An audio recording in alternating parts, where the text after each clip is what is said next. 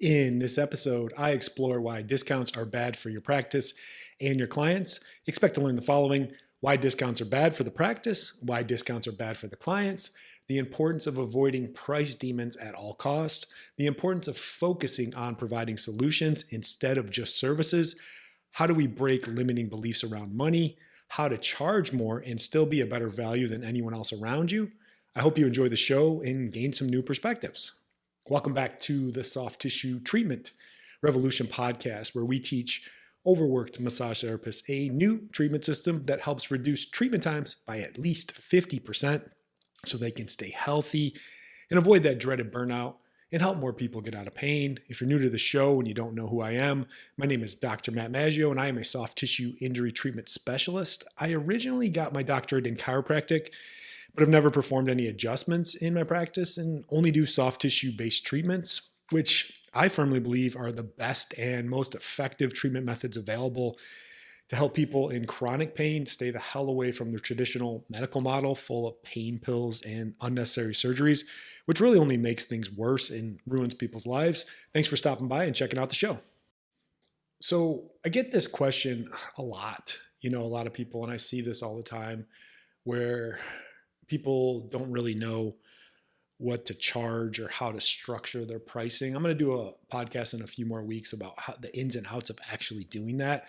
But this one's more, around the idea of like changing your mindset and your mentality around what things cost and the value that you provide. I've seen some people where they are so nervous if they're going to raise their prices $5 or even $10, and they've been holding out for a long time, and then they write this huge thing on Instagram or Facebook or share it on their email about how they're raising prices and they feel so bad about it across the board, and they're just so scared. And they don't say that directly, but they're trying to justify it to their clients, and they just really get in these bad money mindset things. And I did that a lot for years too, about this, always worrying about being affordable, affordable.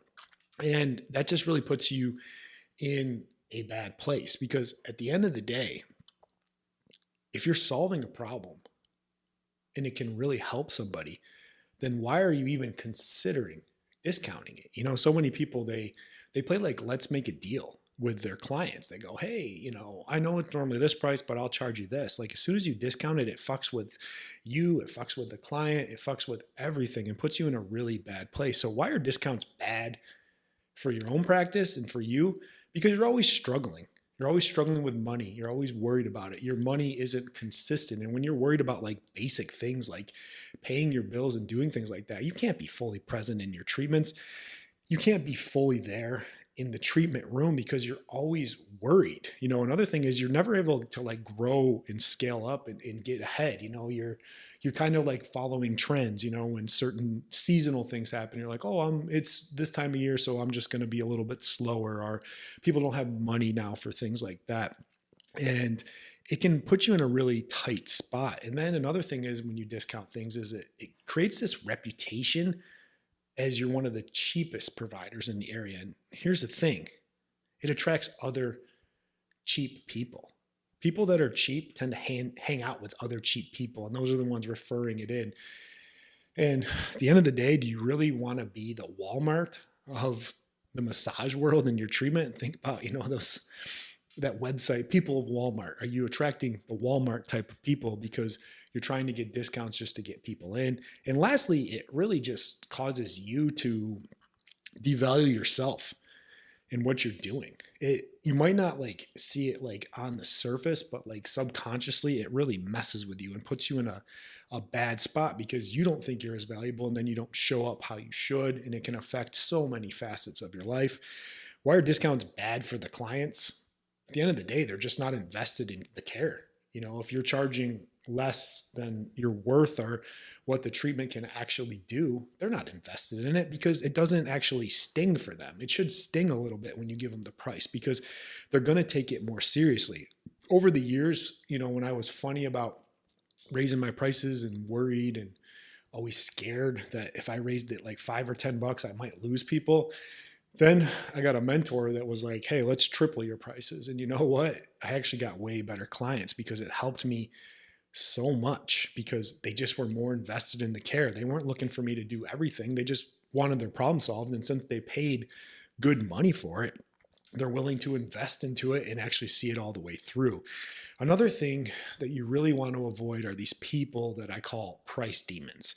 So price demons are the people that are always looking for the lowest price. They never care about quality. They really only care about the cost of things. They're looking for Groupons, discounts, all sorts of stuff. And it's the thing with a price demon is they're never happy. Like, they want you to do everything and for the cheapest amount as possible. You know, they want you to come over to their house when you're done and like cook them dinner and clean their house for cheap because they're never satisfied. They're not loyal customers either, or loyal clients. They're always going to be looking for that cheaper price. And as soon as they find someone that's maybe $5 cheaper than you, they're out the door. So you want to avoid those people at all costs. Now, a big thing that I've talked about over the years is really the importance of focusing on providing a solution instead of just a service. So when you provide a solution, you're actually solving a problem, and nobody really cares about what you do or how you do it. They just care that you can do it. And a lot of manual therapists, especially massage therapists, get stuck in this trap where they want to like be customer service focused, which is fine. You want to provide service to people, but you end up like getting told what to do, how to do it, what's going on. You ever had that pain in the ass client? They're like, hey, I watched this guy or girl on Instagram and they said, I got this problem. I need you to do this. And it's like, it really fucks with you, puts you in a bad spot. But when you're a true solutions provider, you take back what I call the frame and you're in charge and they're coming to you for a reason to get their problem solved. Now, I think this is where most of the issues come from. And you know, I've had it for my own life too, and I still work through it from time to time. It still rears its ugly head, but there's a lot of limiting beliefs around money. At the end of the day, all money really is just a transfer of energy for exchanging something of value. There shouldn't be emotion behind it. It shouldn't be anything. It's just like stored up energy to solve a problem. And if you go back to, like I said, if you're actually solving problems, people will use more of that stored up energy and value it a lot more. Now, lastly, how to charge more and still be a better value than really anyone else around you. I say this all the time, and I'm going to continue to say it because people still don't get it.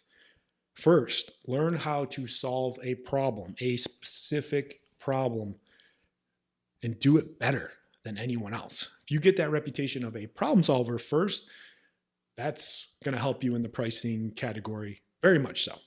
And you won't even feel like you need to discount. Then, once you master that, learn how to do it faster than anyone else. Because if you can do it better and faster than anyone else, you are so much more valuable. And the discount should never even be an option in the client's mind because they're just like, shit, you can actually fix my problem.